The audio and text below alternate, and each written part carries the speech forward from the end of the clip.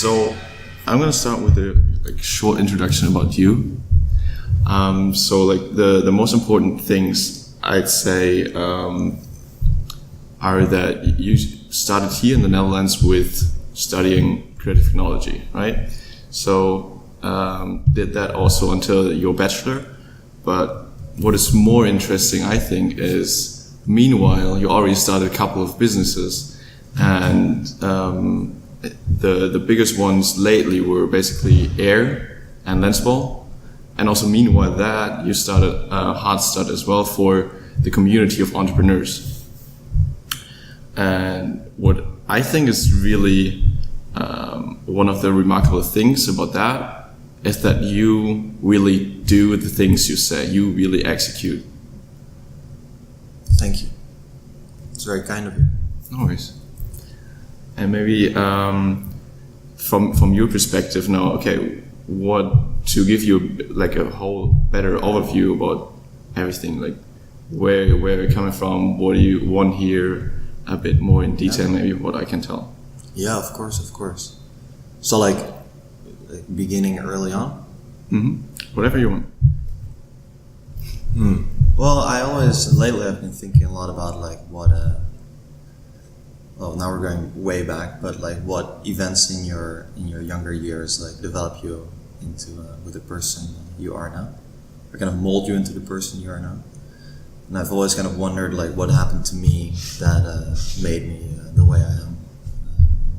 And not that I'm special. I'm just curious, and I haven't really figured that out. So maybe we can first go back to a bit more present things, and then later come back to that.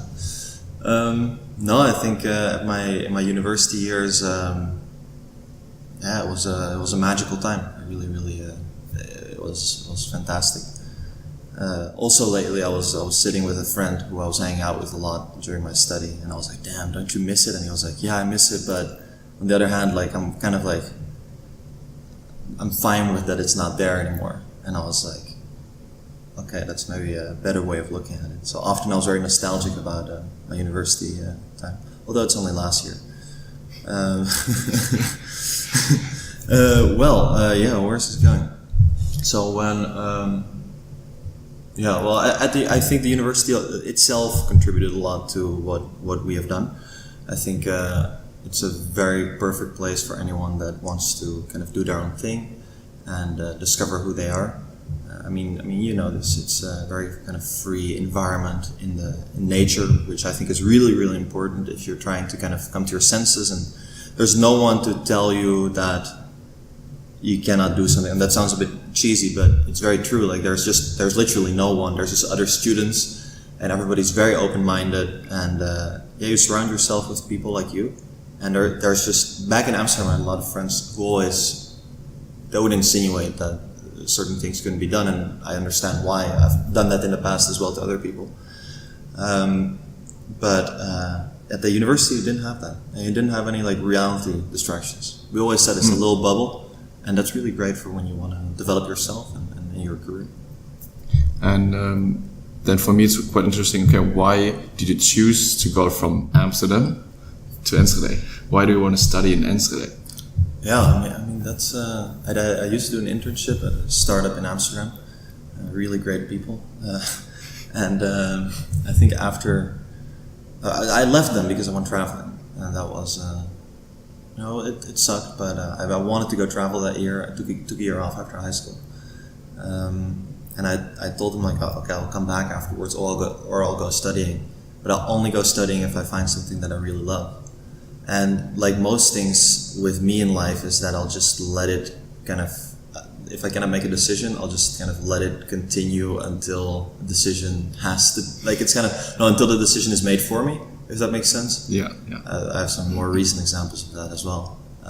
But in this case, I just couldn't find I didn't look for a study, so I couldn't find one. So I'm kind of embarrassed to say that at some point my mother, she was like, hey, you gotta have to do this studying thing, man. You're only out of high school, you cannot just not study. Which, looking back, I really agree with. I think if you have the kind of luxury to study, you should go for it. Well, I mean, you should. You should not. We talked about this yesterday. You should do whatever you want. Whatever the hell you want.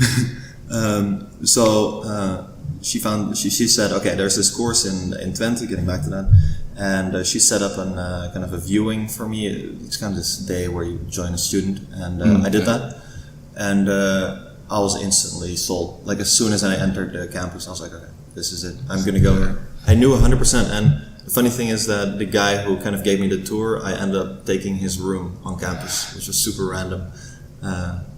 Funny thing, he was also kind of like me, so he liked the whole entrepreneurship thing, and so I guess that kind of contributed to it. But I think it's one of the best decisions I made in my life, if not the best decision. Yeah, leaving Amsterdam. Although Amsterdam is a great city. And then afterwards, what happened after you decided to study here? Why was it the best decision ever? I think back then I really got into training, and I think in Amsterdam there was just a lot of partying distraction. And I remember in the first couple of weeks at uni, I was also still kind of partying a lot because I was used to it from Amsterdam. But kids here weren't really used to it, so quite fast already I just didn't have many people to party with. Actually, that's not true. There's always guys to party with. But you went too crazy on parties? Well, I remember I had this 10-day streak in my first week of the university where 10 days straight I was every night we were partying. But then very quickly already I started training a lot, which I was doing in Amsterdam. I was getting into it, but I was very busy with my job, I remember, and it was just difficult to stick to it.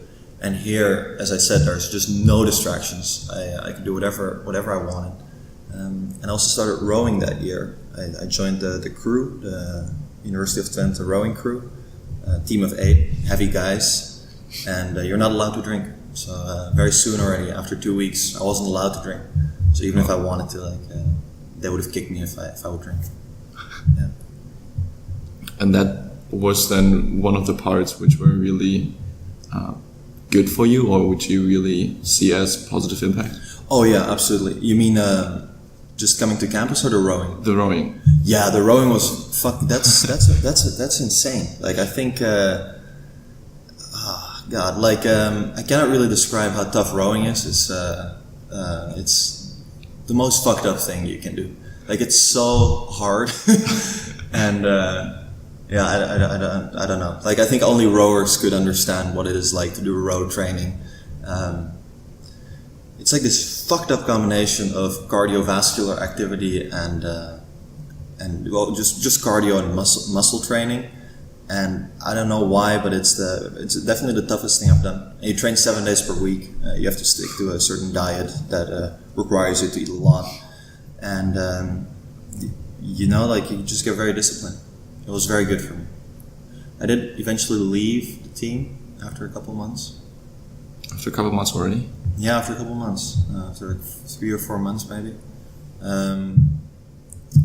Yeah, that was kind of, looking back at it, I'm still kind of making up, well, I don't dread over it, but I'm just curious what kind of led to that. I think it was just a frustration with, I had such an insanely busy schedule, and I realized the only reason why I came to the university was to start my own business. I mean, of course, I also wanted to study, but that was really the main reason. You knew that from beforehand already? Yeah, because I used to work at a startup, and I always knew that that's kind of where I wanted to go. Wow. And I kind of ended up in this weird rowing thing where I would just be eating 5,000 calories per day and just hang out with these 8 other dudes who were just, all you would think about and talk about is rowing. And I think after 4 months, one weekend I went to Amsterdam and I didn't row, and I realized how how much I was missing because I was rowing. And the Monday afterwards I quit, very instantaneous. And it was actually I think some of the guys still don't talk to me over that, because I was always the most enthusiastic, the most motivated guy in the team, and I also had the best times in the team, so rowing times. So that was just, my technique was shit, but I had the strength, and it came out of nowhere for them, and I cannot really describe how close you get with people that you row with. It's just I really consider them to be some of my better friends. And I remember after that, some of them just wouldn't really talk to me or say hi to me anymore. And I understood, because it just came out of nowhere, and I kind of regret the way I handled that. Yeah. And you also said that this had a huge positive impact on like the whole life later on. Yeah. Also in relation to the businesses you started, in terms of the discipline you learn. Yeah, no, absolutely. I mean, well, yeah, it's kind of contradicting because I quit. Yeah, but I think I really it was very like kind of conscious choice to quit. I think it was already kind of coming up in me without noticing it, and I feel like sometimes you make decisions that are maybe not necessarily good for the short term, but they are good for the long term. And as I said, I don't regret it. I think it was a good decision. In terms of discipline, I think discipline is a very big one. I mean, just in general with training, being able to stick to something every single day. And look, like when you're doing business, I've always thought of it this way. When you're doing business, there's a million different ways you can do business. But when you're so it's not like very clear always what you should do. And of course, there's creativity and a lot of other kind of skills, soft skills and hard skills that come into play. So a lot of people, they want to start businesses, but it's very difficult for them to know where to start. And with training, that's like the opposite. Like it's really, you just do certain exercises and okay, like we can argue about like the technique and the things you do, but let's assume you've read your articles and watched your YouTube videos. You just do certain exercises, you eat certain food, and you get results. So it's a very, I think, a nice kind of, how do you say that, like a gateway towards getting disciplined in business as well, because it just really shows you that, okay, if I put in the work, I can do this. This is not impossible to do. If I just stick to it for many days and many reps, it's going to be all right. So I always thought of it that way, that training is the number one reason probably that I can stick to just showing up every day. And I don't mean that in a show-offy way. I mean, I have days that I'm very unproductive, but I'm still able to stick to it. Yeah. That's really kind of admirable that you really stick to it all the time. Well, thank you. I mean, like, as I said, and I'm working on that. There's days where I'm really unproductive, and that also kind of becomes a pitfall where you're just like, okay, if I show up every day, business will thrive. And it's a very dangerous thing to think, because it's not true at all. It's about how much you can put out. So I've kind of fell for that, like in the last half year. I had a couple moments where I was like, I'm showing up every day, so things must be going great. And if I looked at the productivity and the output that I was having, it was just minimal. And, so that's a very, like, that's called a plateau in training, where you're not progressing anymore. And it's the same with business, I guess. So you have to stay conscious of both. Yeah. About everything you do, basically. Mm-hmm. Yeah. Yeah, about everything you do, and that's very difficult, man. Like, I took a holiday recently, and that was good. That really helped. Yeah. Now that I'm on my own, I notice that helps because I'm questioning everything. Normally, I work with a partner, and he's not here for this week, and it's actually I'm quite surprised with that. It's kind of nice in a way. not like I'm lonely as shit here, but like it's kind of nice that you're kind of revisiting everything you've done. It's refreshing. Yeah. Did you also then revisit why you started this business right now, but also in general why you really wanted to do entrepreneurship? No, I don't think so. No, not of late. Okay. I know I can pay myself a good salary right now, so that's like a very, very clear thing of like, okay, well, something must be going right, and I can make my own hours, and that's nice. But then again, I've also never really worked like an office job, like in a 9-to-5 style, so I don't know how that is. Well, I see progress, and as long as I see good progress, and we have a very clear goal, so. As long as we can kind of keep progressing and going towards that, I think that's good. Yeah, no, I'm like, I don't question necessarily why I started like very often. I do think lately I've thought of what got us here. So I'm trying to do a bit more of that. Did you get some insights in it? Yeah, absolutely. I think what got us here is just like over communication, at least for my part. So I try to do that a lot again, and I see that it helps. It's just very, very draining, and like it can cause for like burnout. So I have to be careful. But this week I'm definitely at it again with bothering people with a lot of information. No, but yeah, you know what I mean. Yeah, I do. Yeah. What do you want? No, just nothing. You have any other things you want to go? Yeah, I would really like to know what brought you into the business you are in right now, with Lensball, for example. Yeah. Why, or like how did that start?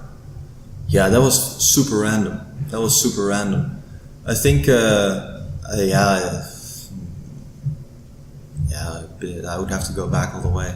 Basically, it was kind of an emergency thing. Like the thing is, as we already talked about, we mentioned that a lot of people, they want to do entrepreneurship, but there's a small portion of them which are going to pull through in the end, and that's normal. That's with everything. But I always knew, even in my last year of uni, that like this was it. Like I'm going to do this, and this is just what. And now I have bills to pay. I have a girlfriend to take care of. I have myself to take care of. So like I already saw like, well, this air business is just, this is not going to cut it. I cut my parents off during summer financially, so I was on my own. I had a bit of savings left, but not much. So I just, it was kind of an emergency thing. It worked out. Kind of pretty nicely for emergency. Well, yeah, it worked out in good ways for me and in bad ways for the people I was in business with, which is still something I kind of regret. Oh, again, I don't regret it. I think there's valuable lessons in it for both me and my ex-business partner. But what wasn't necessarily positive. It was good, like financially, as I just said, but yeah, what is that? That just kind of took the financial stress away, which I can tell you, like financial stress is a fucked up type of stress. I don't think, I had it for like 2 months when I was out of summer and Lensball was not yet like profitable. Damn, that is fucked up. Like I've never been so worried in my life. Like I'm really like, if I'm not in control of these things, like I get super, anxious, I guess. So that was already quite a difficult situation and experience, I guess. Yeah, it was a very good experience for me because I kind of learned like what it feels like to be completely on your own. Girlfriend just got a stable job. She got a nice salary. I was here in Enschede. Yeah, she got an apartment for herself in Utrecht, and that was some dark moments, definitely. Yeah. Would you say that was the most learning experience, or is there anything else what you think gave you the biggest positive learning experience? Well, I don't know if it was positive, and I don't know if it was learning, but it was definitely toughening. So like I know, like, okay, yeah, it kind of sounds maybe for a lot of people this is just kind of maybe a bit more normal, but for me it was very new, and to be without income, to like have claimed that you're going to start a great business and you're going to change the world or whatever, and then like to be out of uni and be left with almost nothing. And things I mentioned earlier, and that I don't mean to sound like sorry for myself. I wasn't. I was more like upset with myself that I hadn't like done it yet. That was definitely that I can, like, if I can go through that, like I know I can go through almost everything. Yeah, and I turned the business around. Like as I said, I perform very well under pressure. So. I can say that for myself. That's weird. Some people that doesn't mean like I don't want to show off with this, but it's just like I know that under pressure I usually get most creative, and I work the hardest, obviously. Some people have the opposite, where they completely shut down creatively and they cannot get anything done. And I kind of have the opposite. So I always try to create some stress for myself, or some deadlines. Yeah. For me, it changes from time to time, actually. Like sometimes it works totally fine that on deadlines, okay, I need to have that done until then, or I fail, for example, in uni, then somehow magical wise it works. Yeah. But I think when it goes to creative work, deadlines are the worst for me. Yeah. That's, I think, really different from person to person, maybe. Or if maybe from task to task. So for me, it doesn't work with creative work that I say, okay, until then I want to have finish, and I can't perform that. Yeah, but you do work very well under pressure with like just work that you know how to do. Yeah, that's totally fine and super efficient then. Yeah, I guess that's kind of what most people have. I in the book Mastery from Robert Greene, he talks about it as something called death ground. Yeah. Where you give yourself no way out. So like, I think he said that the Spartans used to do it, that they would burn their whole fleet as soon as they would land on an island to show, or like land on a beach or something, to show that they couldn't go back if they wanted to, which would make every man fight like twice as hard because he knew there was no way out. Wow. Also in war they do that, right? Like, it's a common strategy, I think, for certain parties to take very good care of their captives, so that the people they're fighting against know that, like, okay, if I surrender, I'm fine. Like, they're not going to torture me. While as, if you're fighting against someone who you know they're going to kill you if they capture you, you're going to fight like that much harder. Of course. Yeah. So that's a good strategy, I guess. I also saw like a small hack for, I don't know if you want to get up early or anything, like smaller things, not like war. Yeah.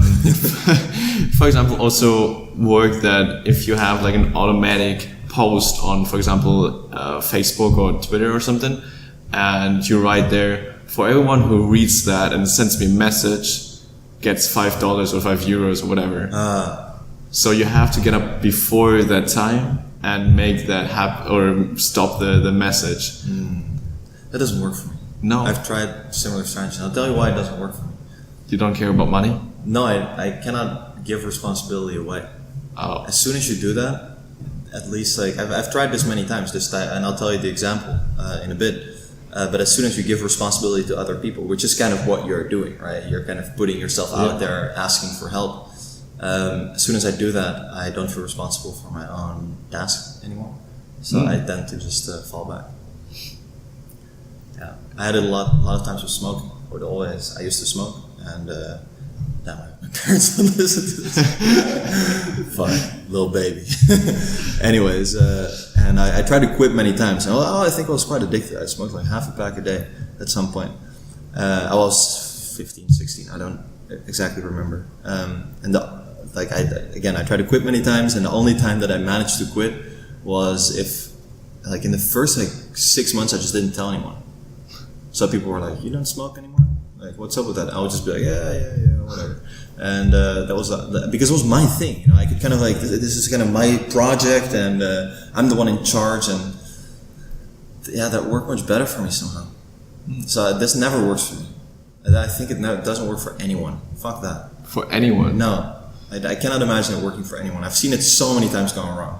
Where people are just like, yeah, okay, this week, we're going to do this. No, you're going to do that. Don't tell anyone. Keep it to yourself. All right. That's your kind of hint for everyone. No, that's not my theory. That's just truth. No, I don't know. Like, it's weird. I just I'm guilty of it myself, of course. Still, where I tell other people I'll do certain things, like with the veganism. I realized that was stupid. I shouldn't have done that. And you just keep saying that almost every day. Yeah. Now I'm again for 12 hours vegan. Almost everybody is that from time to time. Yeah. Well, I was it for another 48 hours now. So wow, what you got? No, but that's truth. A lot of truth to that, I think. is that also somehow connected to how you see money when the thing doesn't work? If you, for example, have to spend $5 for everyone who reads it, is that somehow connected to, or in general, how do you see money at first? Whoa, okay. I don't think money helps with that at all. I think No. I've seen also that. Again, Amsterdam is a smoking city. I don't know why everybody smokes. Did people smoke in your high school? Not really. 70%. I'm not kidding. Like almost everybody smoked, which was weird. But I also saw the most ridiculous things for people trying to quit, and there was always money involved. There was always like some bet going on, and they would always lose. I don't know why. I guess it's just a lot weaker, the incentive for money, than people think. I guess that's also then kind of what I think is that money is really great. Yeah, it's now that I'm finally making some money, like I'm really very happy with it. I think you should get your financial shit together. I think you should plan your own money as if you're planning for your own business. Yeah, it's important stuff. Like people, it really annoys me when people brush off money as something unimportant. Yeah, I cannot. That doesn't make any sense to me. Like I'm not saying money. Like I'm not a materialistic person as far as I know. I own 5 sets of clothes. I'm content with that. I don't have any ambitions to get a big house or a big car, but I sleep much better at night knowing that I have a lot of money. I don't have a lot of money yet, but like the more I save, the better I like. Yeah, it's kind of the enabler of life. So if you ever need anything, in that sense, there's something very attractive to me to just looking ordinary, but being like filthy rich. I don't know why. It's just like super. It's like whoa, that would be like so. So nobody sees that you're rich, but actually you can just smile and know I got more than you. Yeah, like that was like something we talked about with my friends last week, and I was like, yeah, you just dress up like not poor, but just like orderly, ordinary, and whenever people give you shit or like, but you're just like, yeah, could buy you probably, could buy your family, could buy your house. There must be something really like satisfactory to that. No, I don't actually think there's anything. There's no satisfaction in that, but there's truth to just having money, having your financials together. I think that's very important. People underestimate that. Always people tell you, go do what you love, and that's of course number one. But you have to be able to come by. Like, how are you gonna? You cannot be dependent on anyone anymore. At some point, so yeah. I think it also connects quite a lot to the discipline you mentioned before, because once you at least earn a amount of money and from job or anything else, then you need the discipline to, okay, so how do you want to structure it to give it out to expenses, to keep it, what savings, so that there goes a lot of structure and I think also discipline into it. Yeah.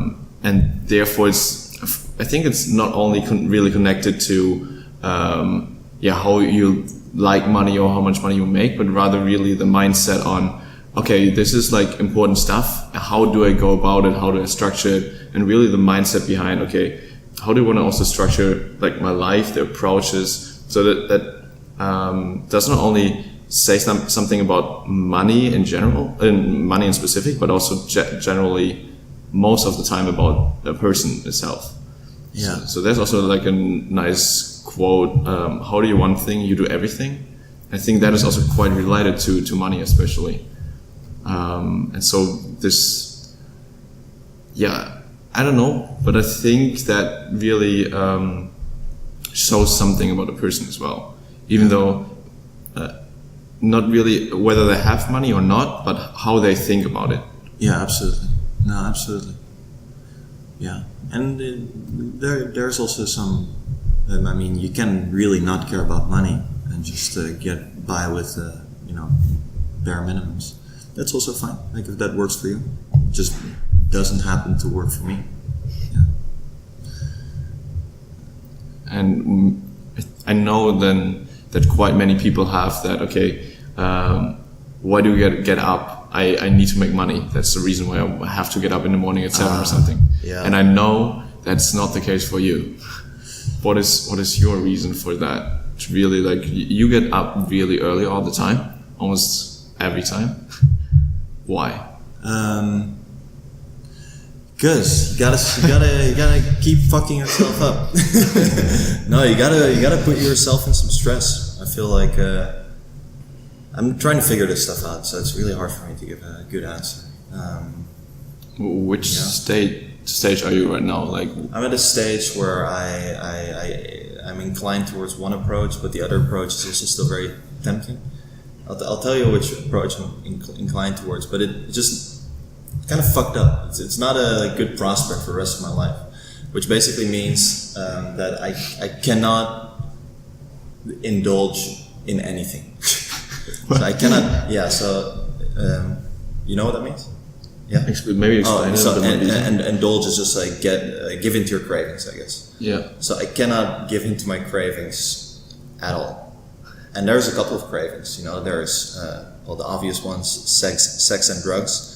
Which, that's already very difficult to ban out of your life. Drugs is easy, I guess. But then, there's other things which, for me, it's like, it sounds really weird, but it's, for example, taking a warm shower, or eating something that contains sugar, or not sticking to my gym routine every week. And that's also, there's some ups and downsides. That's why I'm saying, like, I haven't figured it out yet, because there's also, you have to like break the pattern sometimes. But I noticed that whenever I give into one craving, the others also start coming. So like I tried this new approach where I was like, okay, I'm just going to be a bit more flexible on myself. So I woke up a bit later at 6 or maybe at 7. Later. And 7 is already, it's quite late for me already. And then, I just went a bit easier on things, and I took things a bit easier, and that kind of worked in a way, in a weird way. That kind of worked as well for me, because I was like, okay, well, I was a bit more creative, I felt, during that time. And also so much more relaxed. Like, you've maybe noticed it as well after I came back from my holidays. Tremendously. I was just like, I'm just not gonna stress over things as much, and that includes all these things. But then I also noticed that I'm just becoming like soft, I feel, and I don't like that feeling. I was just like, I don't know how to explain it. It's just soft. For people that want to know more about this, you should absolutely listen to David Goggins. I think like it's kind of the king in this field. Anyway, so I'm going a bit back to a more like kind of Spartan approach, where I just have no exceptions to nothing, and that has worked for me for very long periods of time in the past, like 4 or 5 months maybe. But at some point, like, you just burn out. I had that last year around this time. Yeah, that was bad. But I that's my proudest periods in life, where I can just put my head down and work. Yeah, man, it sounds so like motivational. I don't know. Like, it's just people know what I mean. Like, it's just you just get stuff done, and it's very satisfactory for yourself. You don't need anyone else. So how I heard it now, it seems for me, okay, you really want to have these times where you really want to execute, no excuses at all for anything. But then after a certain amount of time, you want to have a full break, complete break of those things, and so that you can focus on those afterwards again 100% and go for it. Yeah. You're doing so what you're saying is, have you seen that interview with Jordan Peterson? No, I didn't. It's like this interview by this woman, and she's just constantly saying, so what you're saying is, he's just like, no, that's not what I'm saying. But no, you're right. That is kind of what I was getting at, I guess. I mean, there's just a humongous fear for me that I'll just become this like deadbeat guy who's just laying on the couch and not do anything. So like, it's kind of what I've been running from my whole life. So yeah, I can take breaks, but I'm very nervous during my breaks always. I'm always like, whoa, this is like not good. a board. And that's just like breaks scare me always. No way. Yeah, like I get to relax more than usual, of course, and it's good because I don't think about work, but it's hard for me to relax with these things. Still hard for me to drink alcohol on break. Still hard for me to like eat a donut on break. Although last break I indulged, you know. Yeah, I was kind of fed up with everything. Usually many people are really looking forward to finally having their breaks and be then totally off the work or anything. Yeah. It's totally not you. Well, I love breaks, but I'm always afraid to indulge. So an ideal break for me would kind of be like a meditation camp, where I just kind of like, I stick to my normal routine and I eat my food, but like I can't work. Like I cannot look at my phone. I cannot interact with people. I mean, with physical people, not online. So I always like kind of dream of this break where I'll go just hiking or something like that. But my girlfriend hates hiking and camping. So like, I just can't do it right now. So I need to find someone who I can do that with, who is just like, where we can just work out, stick to our routines, wake up early, and that'll be pretty sweet. And go hiking. Yeah, go hiking. That sounds really good to me. No, I think that would be the ideal break for me, for real. I'm not. Last year, my girlfriend dragged me to this Turkish resort. I'm not sure about that stuff. I'm not sure. It's like all inclusive. You know, I can't do that. It's just I get super nervous. So all I was doing was like reading, trying to like educate myself. Luckily, I brought a lot of self-help books, and she was like, "Hey, you're reading a lot. They just want to," and I was like, "No, I'm just reading." She was drinking cocktails. I was reading. No, it's an extreme. Of course, I also indulge, and that has to happen sometimes. So that balance, but maybe there shouldn't be a balance. I follow some guys who tell me there should not be a balance. It's just, life is just pain, and you have to create it. Put yourself through some pain and you'll find yourself real quick. Who's that? Jocko Willink and David Goggins. They're both ex like SEALs or something like that. No, I like them because I can maybe relate in some ways to them. So you want to do a SEALs? I want to be a military guy outside of the military. That makes sense. Yeah, you know what I mean? Military businessman. Well, of course there's some charm to that, man. Always, that sounds really good to me. Yeah. Just in general, the appeal of like just being a young, rich CEO is of course a very Bruce Wayne style, super disciplined, super healthy. I mean, if that doesn't excite you, then as a young guy, I don't know what does. But no, the way I mean that is just like I take on the things that the military does, which is kind of enforce the discipline, but I don't have to like fight. You don't really have to go to the death ground. Don't like fighting. Yeah, don't have to like, yeah, exactly. Well, I go to death ground every day behind my laptop. Keyboard warrior. Yeah. Well, if you would tell those people, they would laugh at me, man. No, who the fuck are you? Your stupid businesses. I don't know. Stupid business. No, that's the thing. I've also recently noticed that I'm so like not knowledgeable about certain things, and I often like overestimate how good I am at things. Like I went boxing recently. With those old dudes you said? Yeah, and also old dudes and also kids my age, I guess. I just got schooled so hard. Like it was so embarrassing. No way. Not embarrassing. I honestly like I don't get that easily embarrassed about these kinds of things anymore because I already am aware. But I was just like, oh god, like I'm gonna have to. I was like a baby. Like I trained in the gym boxing for a long time. I just kind of punched the bag, tried to do something cool. But I know nothing. And of course I kind of expected that. Sorry, I'll let you finish. No, you wanted to go to sparring and then.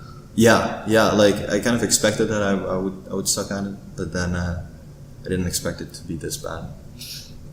So yeah. You got hit hard. Not that. I was just like kind of like, okay, we're gonna have to like kind of rebuild the entire like kind of vocabulary you have from boxing. And rebuild you from the ground up. So forget everything you know so far. I was like, but I can box a bit. But then I'm also like, you know, like, shall I even listen to them? So I just make my own boxing technique. Ooh. But that's probably stupid. Make the Bruce Lee and invent your own one. Yeah, just my own style, fuck it. No protection, no anything. Just do whatever I feel like. No, probably not a good idea. Yeah. Let's hear it. I have maybe one a bit more not interesting, but like more bird's eye perspective question. Mm-hmm. Like, okay, you do right now a lot of things on really discipline yourself and looking or preparing yourself for the future. And how do you see yourself then in 5 years? Ooh. Whoa. One of these questions. Yeah, no. Okay, I wrote it down actually. Wow. I can grab it maybe. Yes. If this is a podcast, you can pause it. Now's the time for the funny music in between. Yeah. Cue the music. Okay. Classic. Yeah, no, I wrote it down. Okay. It's 2 years. I think 5 years is too long for me. All right. I cannot do 5 years. I might as well be dead in 5 years. Wow. Getting that serious. Okay, so I wrote down. I'm sharing some personal stuff here. Okay. You wanted to grab it? Yeah, no, I just didn't expect. Maybe now you could read what I'm reading right now. Actually committed. Yeah. No, now I'm sharing it. Fuck. Now it's never gonna happen. I can share with you, all the listeners at home. So it says, I'm riding the third wave of creating products people love while doing what I love. The third wave for me is the business that comes after the newest business. It's kind of these businesses are also enablers in a way, both financially and knowledge-wise for us. So third wave? Yeah, I call it the third wave. Everything in university was first wave. Everything afterwards is second wave. Everything that came out of university, which is also still Waltons for me, and Lenspo is second wave. And everything that comes out of that then, which is we're gonna team up with experienced people, we're gonna properly structure our business from the start, we're going to hire experienced people. That's kind of called third wave for me. We're gonna do something that we both love, or that I really love. I own a beautiful apartment where I feel at home and inspired. That's very important for me. I feel like I'm very big on interior. It doesn't have to be big, doesn't have to be luxurious, but I need something that fits well for me. Most people would consider it minimalistic. I like just very minimalistic kind of look in your apartment. Also my room right now, I have like 3 pieces of furniture in total. A bed, a rack, and a closet. And that's it. There's almost nothing in my room. I have a few meaningful relationships with friends and colleagues. I think that's, of course, very important. And I've gotten to notice that's more important in the past years. Not the past years, actually the past months more. I'm happily married to Svetlana, my girlfriend. I think that's also very, very important. I get to travel when I want and where I want for work and personal life. Very important for me as well. And then money is no issue. And I kid you not, I wrote down between 1 and 5 million. Yeah, no, I think that's it. And I wrote this down like a couple months ago, and looking back at it, I still think this is realistic. In 2 years, 1 to 5 million in total? Personal wealth. Personal money. I don't know net worth. Yeah, no, net worth is something different. Yeah, I guess just cash I can spend. Well. Hard money. Yeah, I don't know. Something like that.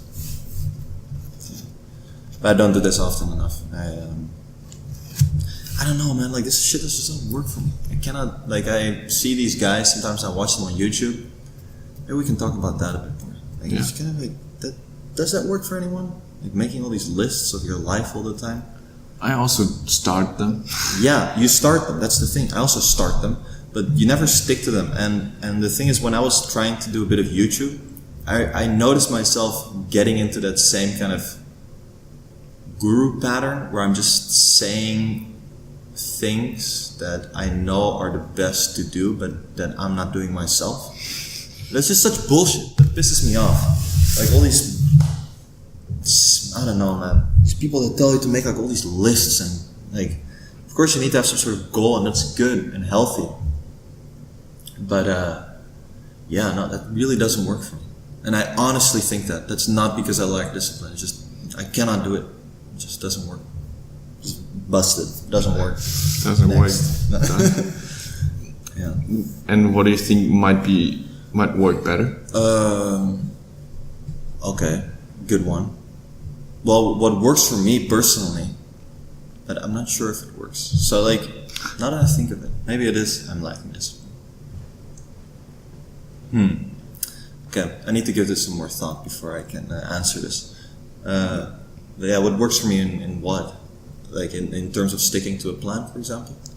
No, what I mean is, okay, those gurus on YouTube always say, okay, do those lists and that will help you to achieve more or further things or whatever. Do you have then something else what you do instead to achieve more? To be more productive or effective? Yeah, no, that's a good one. So for productivity, just if you run your own business, it's really difficult, right? Like some weeks there are things where you have to do things that you really don't want to do. There are things that you really don't want to do, and maybe you're less productive. Then other weeks there are things that you really do want to do, and you're super productive. So yeah, it's difficult. Like I've tried this thing, for example, do the hardest thing first in the morning. Yeah, I don't know. It doesn't really make a difference for me. I've tried it many weeks, doing the hardest thing in the morning. Then I'm kind of like, okay, hardest thing is done. Time to chill. I don't know, man. Like, I just don't think there's one approach to this. That's the kind of, I'm sure I can find the right approach for myself. And I haven't done it yet. And to be honest, as I said in the beginning, like, I'm still not as productive as I want to be. But yeah. What works very well for me is if I have to report to someone. I've noticed that. I'm very I like that. Like when someone tells me you cannot leave before that time, I like to be coached. As weird as that is. Because I'll probably hopefully end up coaching other people my whole life. I like that a lot. When just someone tells me like, okay, you're gonna do this now. And in a sense I'm losing control. I like to have to train with someone who's just like, yeah, you're gonna do this. Because it takes away that whole kind of self-pressure that you have to make. And it's again kind of the death grab. I think, for example, when I ran a marathon, I signed up for the marathon. I cannot just go and run a marathon in a couple of months because I know I won't stick to it.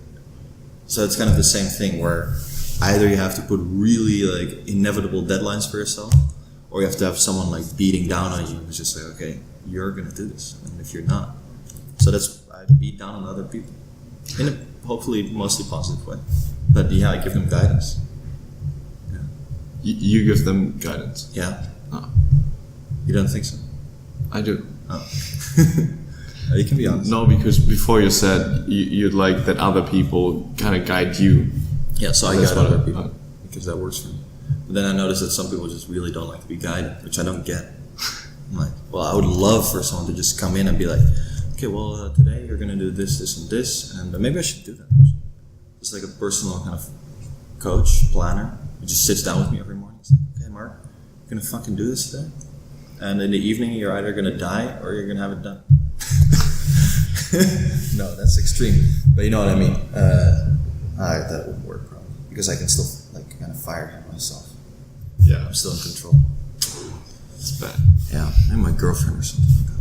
Oh. I cannot fire her. She would rather fire you then, I guess. Yeah, I guess so. Yeah. Yeah. No, for me also. Yeah, tell me. Sorry, man. I'm only talking about myself. That's what I want to. Now again, interrupting Jesus. Yeah. For me, it also didn't or doesn't work that I 100% stick over a month or maybe years to one single thing and say, okay, I only make this one list and that's it.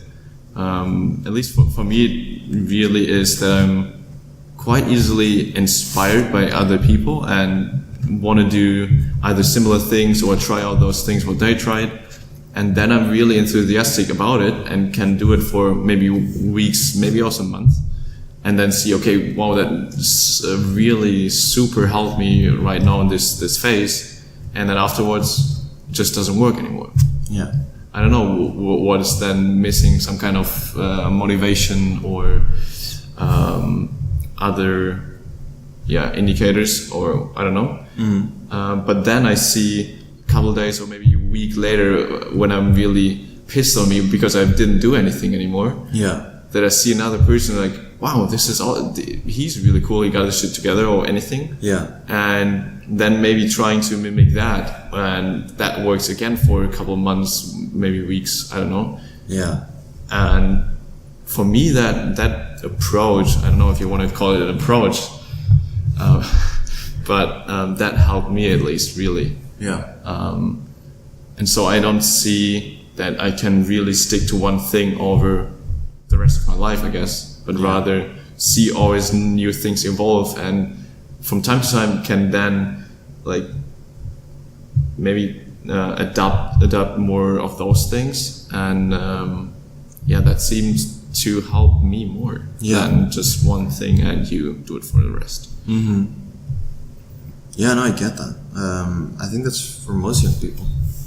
I think like as soon as you get... So I'm the young person here, and you're the old. Oh no, I'm also for me. I'm like it's just for people. I guess under the age of name something,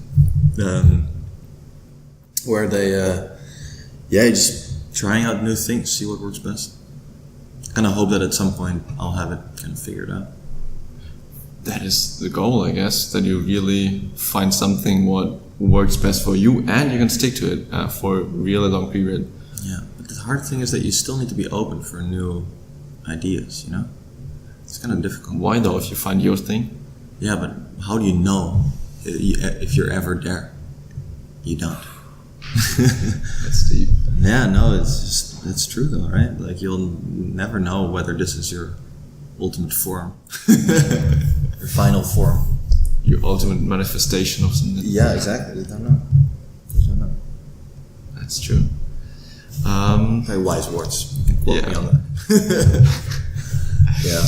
I think that was maybe the best part to end also. Oh, okay. Yeah, we already have like 52 minutes. Whoa, that's so fast. Jesus. Yeah. Okay. And I know you quite hardworking, so you're probably already nervous getting back to your computer. Yeah, I'm fine. But thanks. Thanks a lot that you also wanted to do this podcast and help me with that. Happy to be on, man. Happy that you're having me. Probably the most listened podcast episode ever, I guess. No, thanks a lot. And I don't know, you want me to put some information in the description or anything what you want to share still? No. People nothing. can just remember me like Mark. The Mark. I'm good. All right. Thanks a lot.